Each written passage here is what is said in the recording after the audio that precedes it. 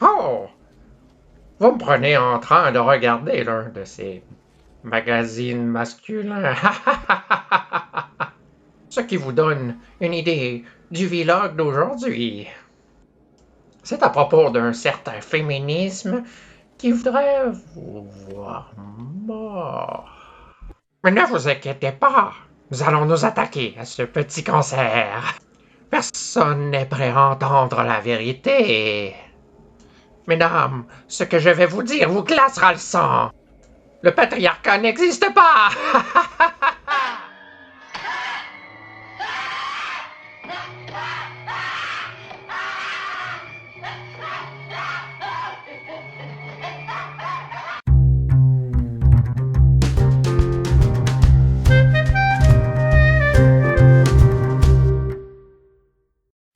Bonjour tout le monde, mon nom est Steve Terrien, je suis l'auteur des Litanies de la contre-culture. Aujourd'hui, on va parler d'un sujet délicat, s'il en est. Presque toutes les femmes se disent féministes, mais peu savent vraiment de quoi il retourne. Donc aujourd'hui, on va pas s'adresser à toutes les sortes de féministes, mais principalement à la deuxième vague, celle de Simone de Beauvoir. Simone de Beauvoir est pas une personne qui a vraiment voulu libérer les femmes, mais plutôt la servir dans la logique communiste. Alors, on va voir pourquoi. Le lien avec la nature, le lien que je veux faire avec la nature, c'est qu'on a parlé de sexe et de violence. Donc, le premier sujet, c'est les rapports hommes-femmes. La deuxième vague de féminisme ne s'adresse pas à l'égalité homme-femme, mais c'est plutôt la haine des hommes, comme on va le voir. And moreover, he is aware of what he is and what he isn't. Every man, deep down, knows he's a worthless piece of shit.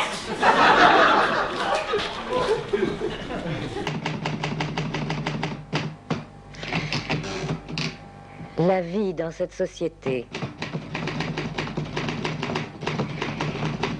étant au mieux d'un ennui total. Et aucun aspect de cette société ne concernant les femmes, virgule. Il ne reste plus aux femmes à l'esprit civique, virgule. Aux femmes responsables, virgule. Aux femmes aventureuses, qu'à renverser le gouvernement, virgule, éliminer le système monétaire, virgule, instituer l'automation totale,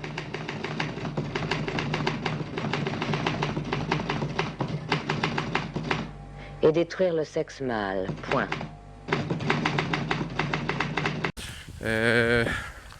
Donc je qualifie qu'il y a certaines réclamations ou considérations féministes, si on considère le féminisme comme le droit des femmes en général. Il y a évidemment certains droits,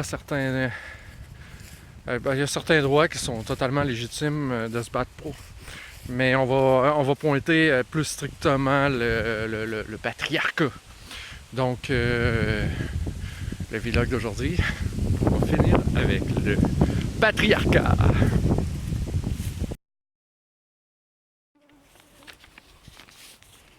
Patriarcat, en bref, c'est le mythe sexiste par excellence de l'oppression des femmes par tous les hommes. Et je mets au défi les femmes qui croient au patriarcat d'être spécifiques. Quand il y a une notion, et j'en ai parlé sur l'idéologie victimaire, quand il n'y a que du général, sans aucun point spécifique, quand il n'y a pas de plainte spécifique, eh bien, on fait affaire à un mythe. On fait affaire à de la manipulation plus qu'à une raison d'être. Patriarchy. Patriarchy. Patriarchy. Feminists hate patriarchy. We do not hate you, fuckface. Mr. Entitled. Mr. Ego. Patriarchy, fuckface. Premièrement, qu'est-ce que le patriarcat? Ben, le patriarcat, c'est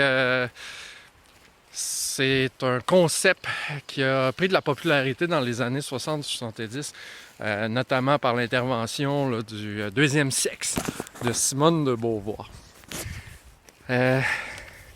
Engels en a parlé un peu par avant, mais principalement, là, ça a été popularisé, ça a pris de l'ampleur dans les années 60 et 70. On peut voir le patriarcat comme le système en opposition de façon structurelle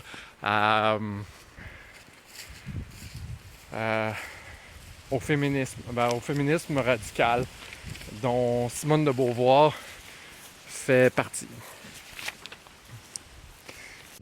Bon, la prémisse de base du patriarcat, c'est dans le contexte marxiste, parce que Simone de Beauvoir est une marxiste. C'est communisme.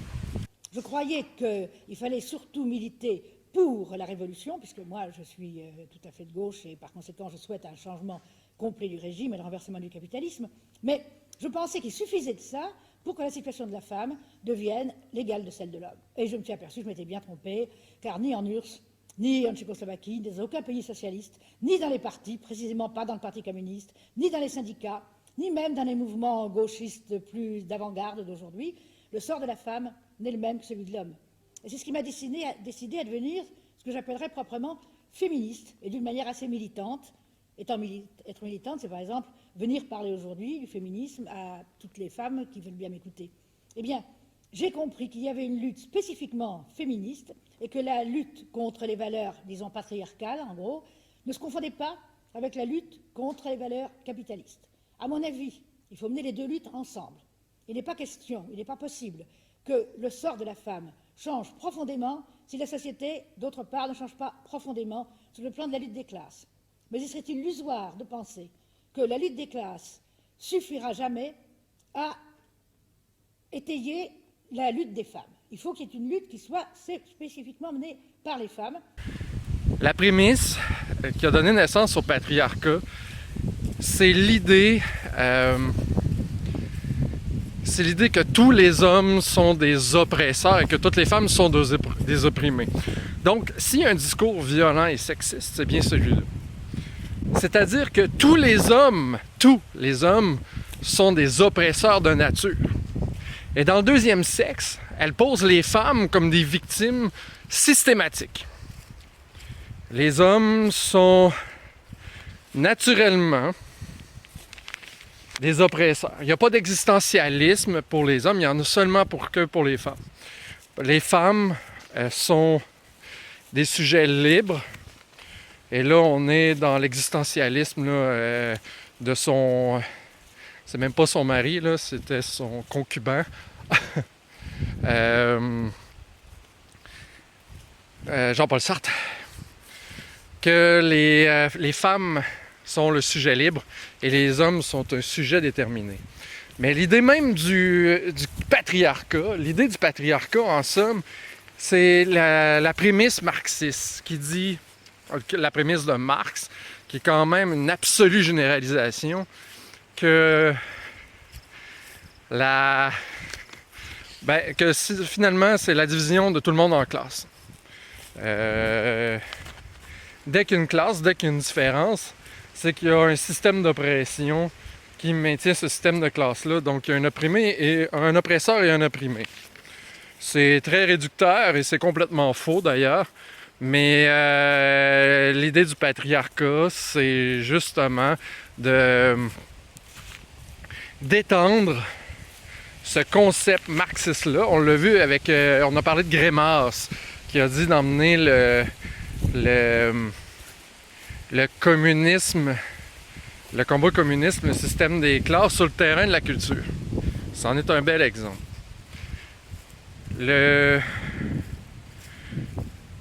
L'idée est donc de séparer les hommes et les femmes en classes. Et s'il y a des classes, système de pouvoir, c'est qu'il y a un système oppressif. Il y a un oppresseur et un opprimé. Tout comme il y a des capitalistes, des méchants capitalistes et des prolétaires, des travailleurs vertueux. Mais c'est une vision de la réalité qui est un peu pathologique. Et il va falloir s'en sortir. Les hommes, réveillez-vous. C'est pas la deuxième vague avec Simone de Beauvoir, c'est pas le droit des femmes, c'est la suppression des droits des hommes, je dirais, jusqu'à une certaine limite. Je ne veux pas trop rentrer dans le détail, là. Il y a beaucoup à dire sur le sujet.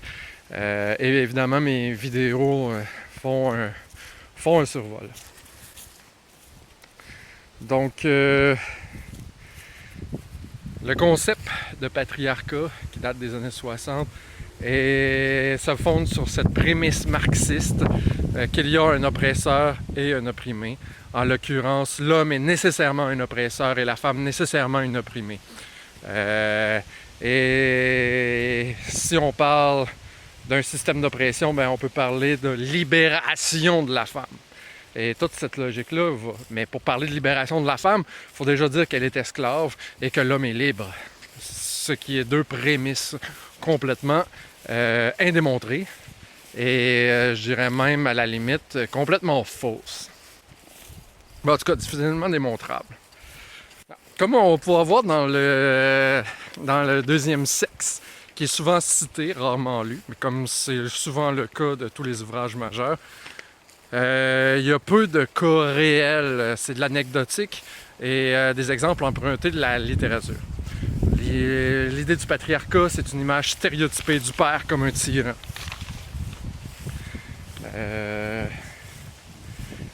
Mais ce qui est touché fondamentalement, c'est le rôle du père. Maintenant,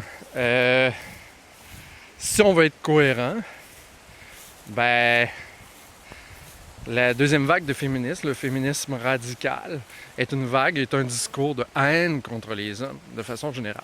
Et pour lire Simone de Beauvoir, c'est évident. Par exemple, elle en veut aux hommes, à la nature, d'avoir fait en sorte que les hommes pissent debout, comme dictat et comme tyrannie de l'espèce. De manière générale, elle va aussi parler des mères. Des mères. Et on a tous une mère, on a tous besoin d'une mère. Elle va utiliser des termes animaliers. C'est des pondeuses, elles vêlent,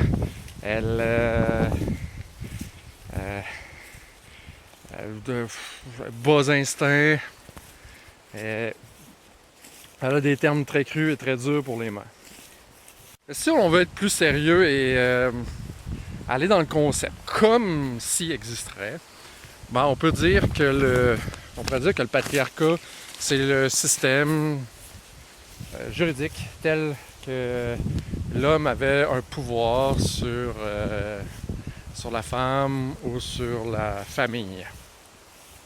Bon, la première chose à dire, c'est que dans le courant de l'histoire, dans la grosse partie de l'histoire, l'urbanité comme on la connaît est une exception. Dans la majeure partie de l'histoire, il y a eu 2 travails et un supplémentaire pour les hommes. 2 travaux. Dedans, dehors. Alors, le mythe de la ménagère est quand même un délire. L'homme travaillait au champ, la femme était à l'intérieur avec les enfants. Mais la réalité, c'est que souvent, la femme sortait à l'extérieur pour aider le mari. Et les conditions d'existence exigeaient un travail d'équipe. Et notamment faire des enfants pour avoir une main-d'œuvre supplémentaire dans les champs. C'était une question de survie. Donc, bon. Alors, dans la Bible, ce qu'ils faisaient avec les délinquants, avec les enfants qui n'avaient pas de père, les enfants laissés à eux-mêmes, c'était de les emmener à la porte de la cité puis de les lapider. C'est drastique, mais c'est ce qui se faisait. La grande différence, ça n'a pas été l'autorité du père tant que sa responsabilité. Sa responsabilité grandissante. En fait, dès qu'un homme couchait avec une femme, il fallait qu'il prenne la responsabilité. Il y avait une responsabilité du père qui engageait ses ressources. Tu passes du temps avec ta famille? Bien sûr, parrain. C'est bien. Parce qu'un homme qui ne se consacre pas à sa famille ne sera jamais un homme. Viens ici. Il s'engageait financièrement à protéger la femme pendant ces périodes d'indisposition économique. Et en gros, la terre était la principale fonction économique pendant une bonne partie de l'histoire. On peut dire jusque dans les années 1800, 1850.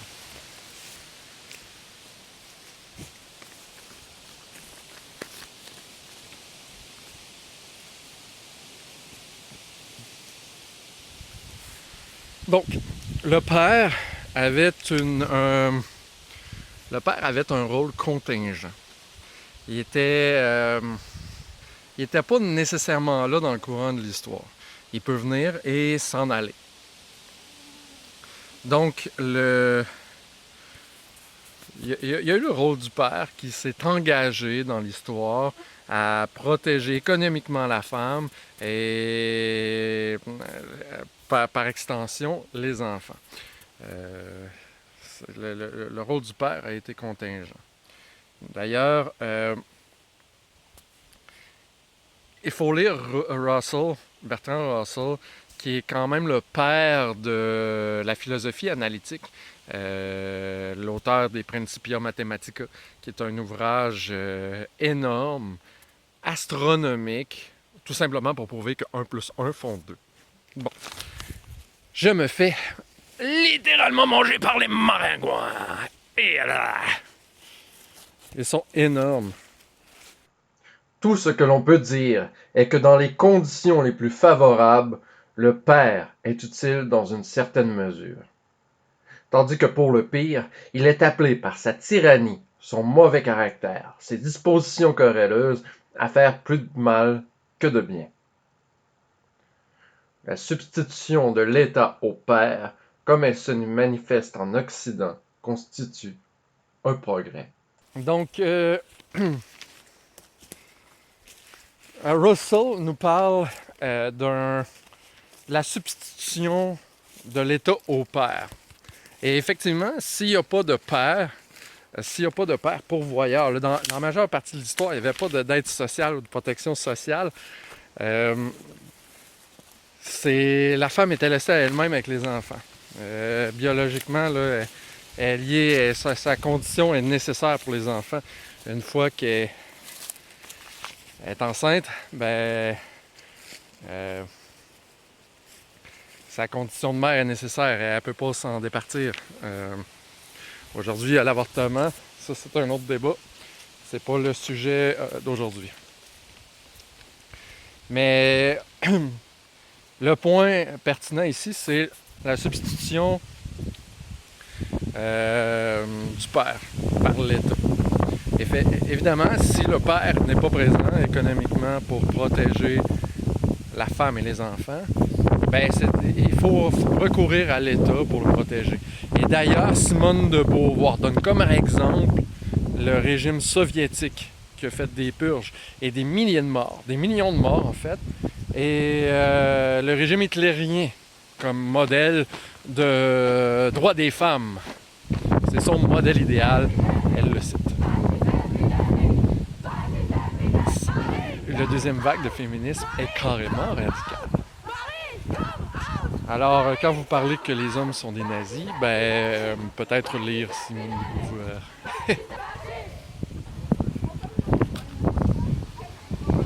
Bon, qu'est-ce que fait la substitution du père à l'État? Ça fait du tort aux hommes parce qu'ils n'ont plus accès à leurs enfants. Mais ils sont quand même obligés de travailler pour fournir collectivement aux besoins de la femme et des enfants. Ils perdent des droits. Et c'est pas plus juste.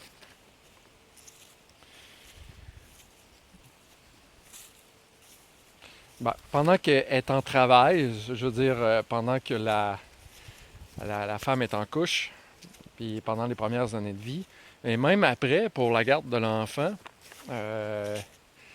est indisposée. La femme, l'enfant, qui est quand même l'élément essentiel, le point commun entre les hommes et les femmes, c'est de...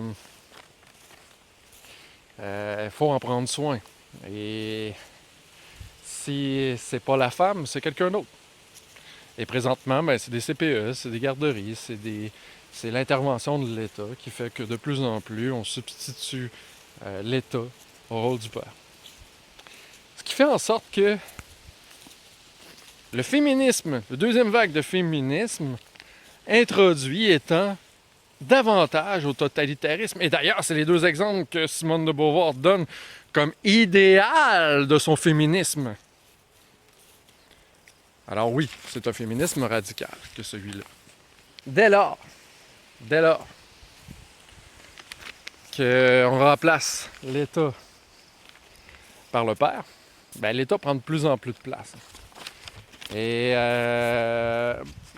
c'est la justification d'une redistribution des richesses, non fondée sur le travail. Et donc, on brise la famille. C'est un choix entre la famille et la mère monoparentale dont le féminisme parle. Et c'est même l'enfant élevé, introduit par l'État, comme sous le régime. Là. Tito, ça faisait des enfants complètement déficients et en carence affective.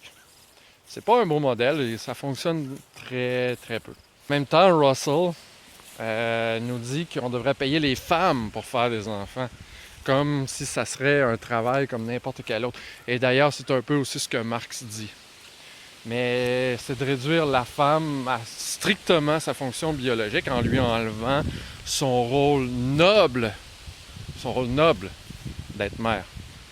C'est-à-dire d'élever, de transmettre des valeurs à un enfant. C'est un rôle encore plus noble que l'enseignant, que l'éducatrice ou que de bien d'autres fonctions. C'était en réalité un devoir pour les hommes de pourvoir aux besoins de leurs femmes.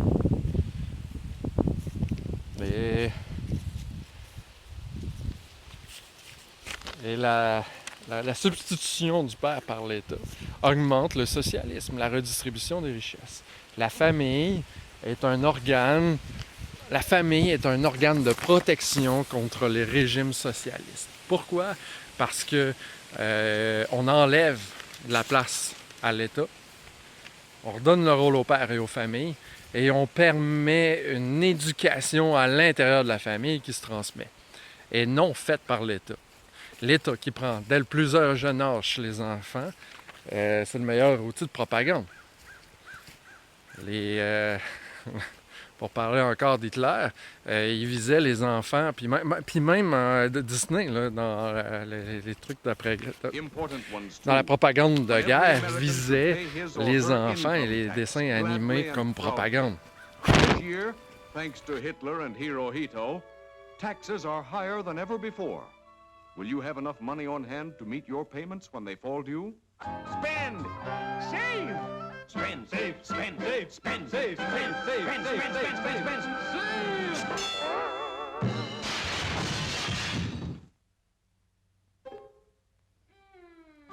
Well, now what are you going to do? Donc, l'enfant est un matériel malléable pour une propagande d'État. Et c'est extrêmement dangereux.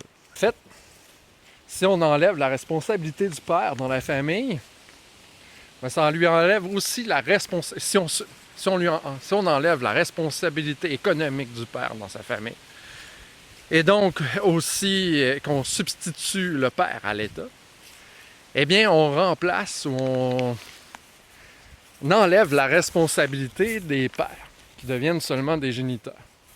Alors, attendez-vous pas à ce que les hommes prennent leurs responsabilités en main quand on leur a arraché, quand que le programme social proposer est de leur enlever, de gré ou de force.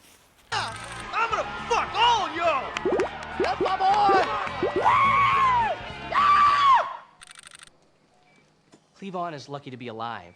He attempted to jump a jet ski from a lake into a swimming pool and impaled his crotch on an iron gate. But thanks to recent advances in stem cell research and the fine work of Doctors Krinsky and Altshuler, Cleavon should regain full reproductive function. Get your hands off my junk! And so it went for generations, although few, if any, seemed to notice.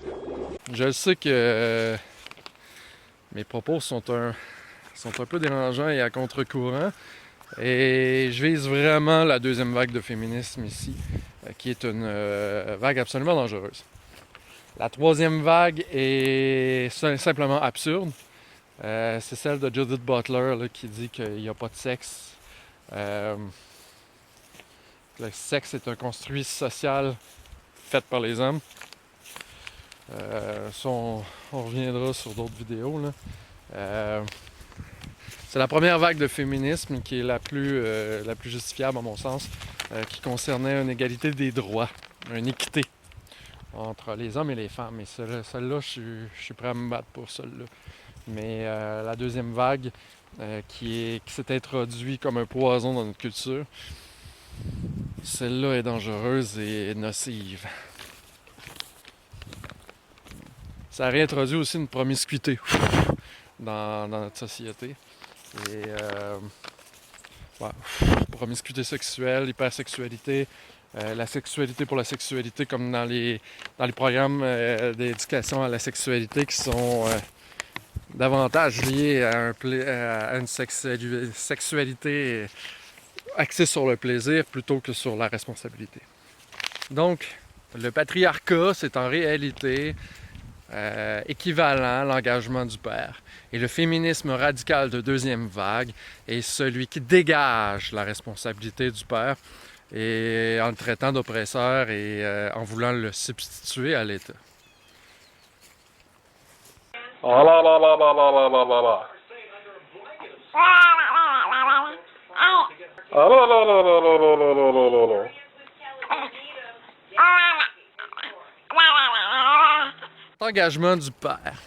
Cet engagement du père et l'institution de la famille, c'est dans le mariage qu'on le retrouve. C'est le système juridique, religieux et moral tel que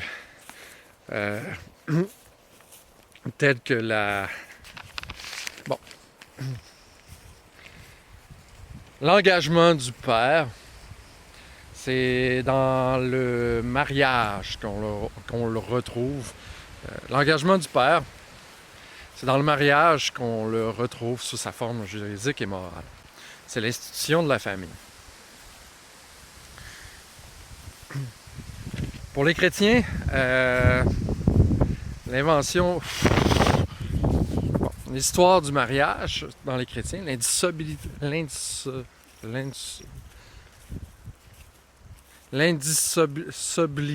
du mariage. L'indissolubilité du mariage.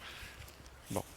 Dans l'histoire chrétienne, l'indissolubilité du mariage. L'indissolubilité du mariage. Dans l'histoire chrétienne, l'indissolubilité du mariage. Il faut rappeler qu'il y avait dans l'histoire du mariage chrétien, il y a l'indissolubilité du mariage. Pourquoi? Si le contrat peut se rompre facilement, il n'y a pas d'engagement, l'homme peut répudier sa femme à peu près comme il convient. Si elle ne fait plus, il peut la laisser là. Mais le problème est que l'enfant est un objet de contrat qui, lui, n'est pas soluble. Le mariage n'est pas tant un engagement envers la femme qu'envers l'enfant. C'était le premier régime juridique de protection des enfants. En fait, on peut non pas considérer les régimes d'autorité, mais des régimes de responsabilité. La femme responsable de l'enfant Et le père responsable des... Ah! Et le père responsable de la femme. Donc, chacun doit avoir un rôle déterminé afin d'éviter les conflits. Donc, c'est un peu pour ça que la femme était la reine du foyer. L'homme ne devait pas se mêler de l'éducation des enfants, mais l'appuyer. Et de la même façon, les relations avec l'extérieur étaient le fait des hommes. Bon, ça, il y a des choses qui sont discutables là-dedans et qui sont débattables, mais c'est quand même historiquement justifiable et c'est loin du système oppressif qu'on veut bien nous faire admettre. Alors, c'est pas un système de pouvoir, c'est un régime de protection. En tout cas, c'est ça, on peut le voir comme un régime de protection.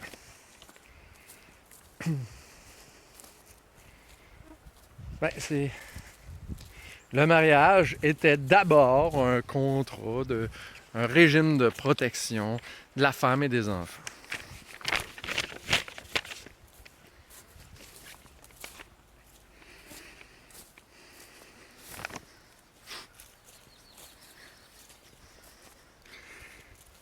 Mais avec le mariage, puis avec toute société, il y a une moralité sexuelle. Par rapport aux enfants, par rapport à la responsabilité des enfants, qu'est-ce qu'on fait avec les enfants? C'est bien beau de dire que tout le monde est libre, mais les enfants sont dépendants par nature. Et donc, on a besoin de les protéger d'une façon ou d'une autre. Donc c'est ça. Dès qu'il y a enfant, ben, il y a une morale sexuelle qui vise à qualifier l'illicite de l'illicite par rapport au régime de protection des enfants et à la capacité de protéger sa femme et ses enfants. Et à la femme à être capable de contracter pour pouvoir protéger ses enfants. Donc le mariage, initialement, dans un contexte principalement agraire où il y avait 2 emplois et un 3e pour les hommes qui étaient à la guerre, le fait d'aller se faire tuer et qui allait avec la protection du territoire et pour lequel la femme était exemptée d'impôts aussi. Ben,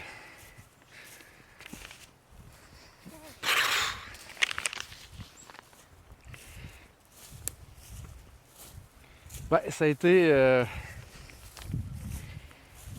c'est pour ça qu'il y a une certaine moralité sexuelle.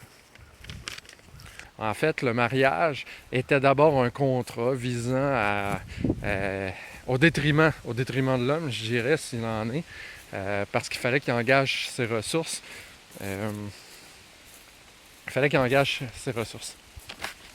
Donc, c'était principalement pour protéger la femme. Donc, s'il y a une critique à faire, cette critique-là qui est faite contre le christianisme est non avenue, puisque c'était principalement pour protéger la femme. Je me répète, là, mais c'est quand même important comme concept. Parce que dans une grande partie de l'histoire, il était impossible de séparer la sexualité et la reproduction. Impossible. C'est l'invention de la pilule qui a libéré les femmes plus que n'importe quelle autre invention. Il n'y a pas eu de grand combat social pour la libération des femmes que l'invention de la pilule fabriquée par les hommes. Bon, je rigole un peu, je fais exprès. Le patriarcat ainsi considéré, c'est pas l'égalité des femmes et des hommes, c'est de la misandrie. Ça réduit l'homme à sa seule génitalité. Ça lui enlève sa liberté d'existence. Et il se plaigne ensuite s'il est un seul. Eh bien, l'homme, je pense, n'est pas l'ennemi naturel de la femme. Ils sont solidaires pour les enfants. Si vous aimez les vidéos, ben, n'hésitez pas à vous inscrire et à activer la cloche de notification pour être mis au courant de tous les nouveaux vidéos.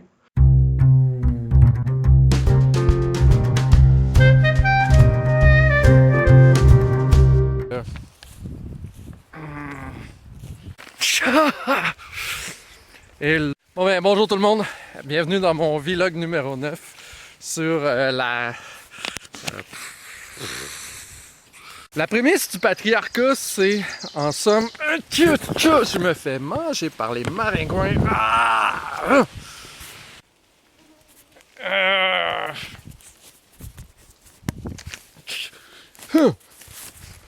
Bon.